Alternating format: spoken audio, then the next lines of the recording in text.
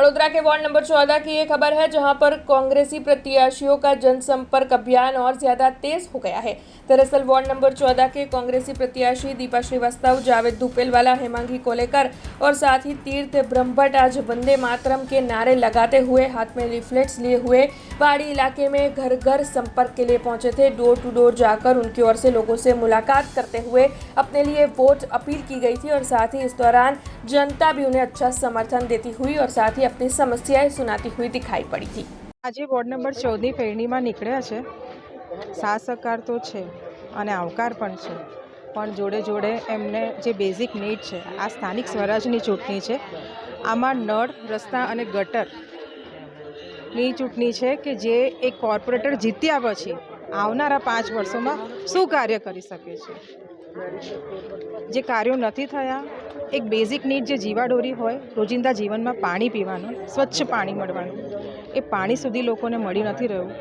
તો મારો એક સવાલ છે, આ વડોદરા કેમ પછાત રહી રહ્યું છે?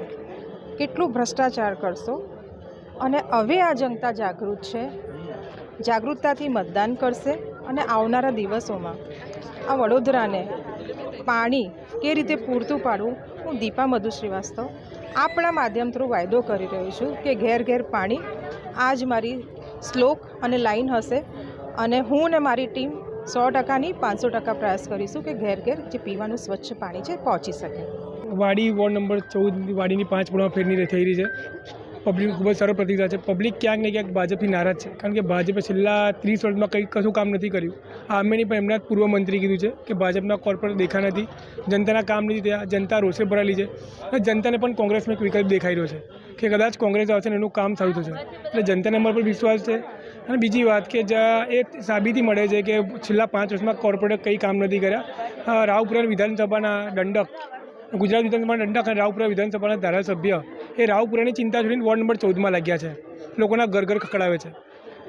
વડોદરાના સાંસદ હેમાંગ જોશી પણ વડોદરાની ચિંતા કર્યા વગર, વડોદરાના જનતાની ચિંતા કર્યા વગર વોર્ડ નંબર 14ની ગલીઓમાં ફરી રહ્યા છે। એમને વડોદરાની ચિંતા કરવી છે, વોર્ડ નંબર 14 નહીં। જેમના કોર્પોરેટર સારા કામ જ કર્યા હોત તે લોકો પોતાના નામ પર મત માગવા પડતા। જેમ હમણાં અમે અમારા 4 ઉમેદવાર પોતાના નામ પર નીકળી રહ્યા છે, અમે જનતાની વચ્ચે અમારા કામ પર જઈ રહ્યા છે કે અમે કામ કરીએ એટલે અમને મત આપજો, ના કે કોઈ ચહેરાને લીધે।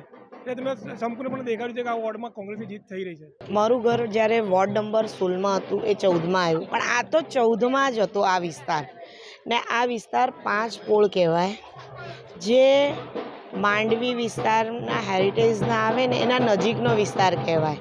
આ વિસ્તારમાં તમે જુઓ કે ને છેલ્લા 30 વર્ષથી કોઈ કામ નથી થયા। જ્યાં જઈએ ત્યાં લોકો એવું કહે છે અમને પીવાનું પાણી નથી મળતું। પીવાનું પાણી તો નથી જ મળતું, ટેક્સ બી લે છે ને પાછા જગના પૈસા બી આપણે જ ભરવાના, એટલે ડબલ પૈસા આપણે ખર્ચો કરવાનો ને એનામાં બી ચોખ્ખું પાણી ના મળે તો છોકરાઓ બીમાર પડે, એના લીધે દવાખાના બી પૈસા ભરવાના।